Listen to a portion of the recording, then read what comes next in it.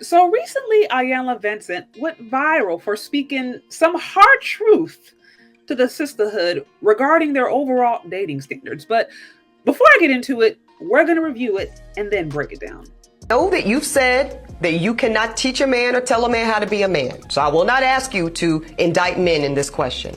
But I do want you to speak, Iyanla, to how women need to,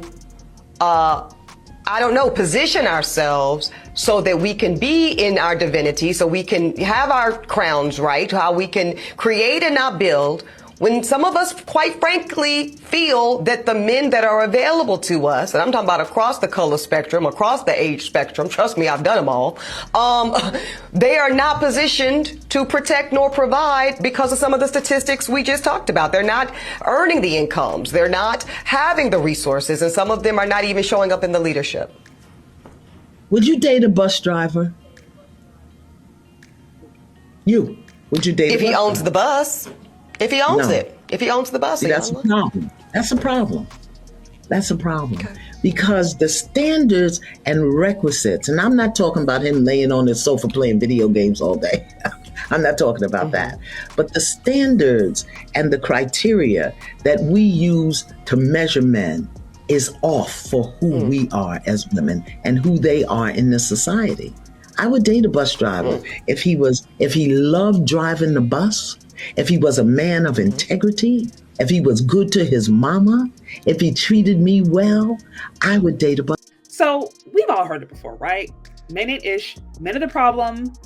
Yo, he's not on your level and he never was. We're dealing with a very weak ass man, a very insecure man. He's more than likely broke. He's broke morally, he's broke spiritually, and he's broke financially. And basically, what do we have to do in order to attract men who are on our level? Listen, relationships are through thick and thin. But if he only wants you while you're thin, girl, you got to leave him when you're thin. Right. This is standard operating procedure for the sisterhood and basically for modern women in general. And what I love about what Iyanla Vanzent did is how she made it all about the woman. You notice how the woman, when she was starting to talk, the interview, when she was talking about men are doing this, and that, A, B, C, X, Y, and Z. And then she immediately goes back with, okay, what would you do? And she made it about the woman. She made it about her own accountability. She made it about herself.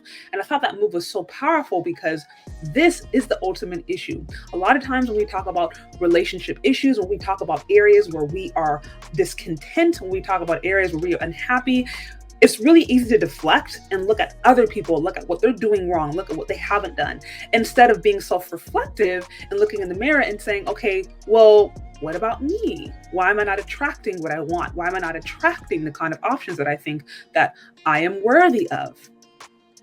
And honestly, this is kind of hard. This is a hard pill to swallow because this actually would require accountability and it might actually require a little bit of humility. You might actually realize after doing an honest self-inventory that you're not as great as you thought. What would you rate yourself on a scale of 1 to 10? I'm a 10. A 10? Yeah. That's like flawless though. Yeah, I am flawless. Right? That maybe you have issues too. That maybe actually water seeks its own level and you are attracting the kind of men that are on your level. And that can be a hard pill to swallow, but could also be really humbling and actually quite freeing when you can have an honest assessment of yourself. But if there is a constant need to deflect and a constant need to say, well, men are this, men are that, A, B, C, X, Y, and Z, then it becomes all about the men. And truthfully, that actually puts you in a very powerless position because now your happiness and your relationship success is all dependent upon what men can't do versus you looking in the mirror and saying, okay, why am I attracting these things? What can I do? What can I change about myself to attract better options versus it being about you working on yourself and you positioning yourself to attract better outcomes based upon the energy, for lack of a better term, that you are actually giving off.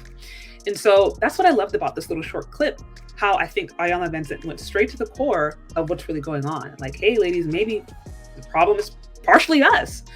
Maybe we aren't valuing the right things. You need to be a gold digger. Maybe we have an accurate assessment of ourselves. Maybe we are putting things on pedestals or we are prioritizing things that aren't really priority, right? If the guy owns the bus, but he doesn't have a good communication style, he is disloyal, he cheats, he's angry, he's a narcissist or whatever it may be, you wouldn't be happy anyways.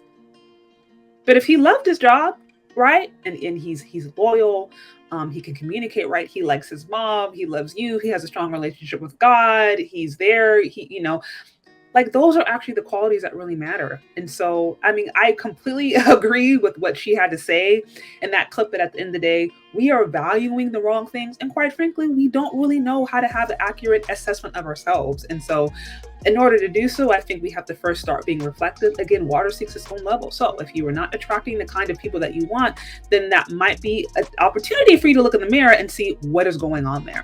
And if you are a woman and you actually honestly want to rate yourself, don't ask another woman. Don't do that, because women will lie to each other.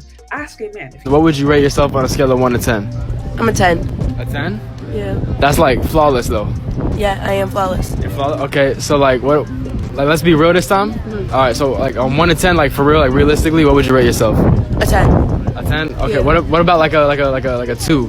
Nah, not even close. Not even close? Nah, you look like Lil Huddy though. Ask a man that is not trying to get in your pants. Ask a man that neutral, right? Maybe a brother, a cousin, a friend, somebody who will tell you the real. If you want to have an honest, accurate assessment of where you rank in the looks department, and then all those areas, all those things are ways that you can help determine how to get ultimately better results. But I think it really comes down to this. If you are a great person, if you're a good person, then you actually attract good people. And if you, for some reason, continue to find that no matter where you go, you're attracting bad energy or bad partners or just certain trends, then at a certain point, who's the common denominator? And those are the hard questions that you have to ask yourself. But what do you think? Do you agree or disagree? Let me know. Leave your questions, comments, concerns in the comment section below. Thank you so much for listening if you've gotten this far, and we'll talk later. Bye.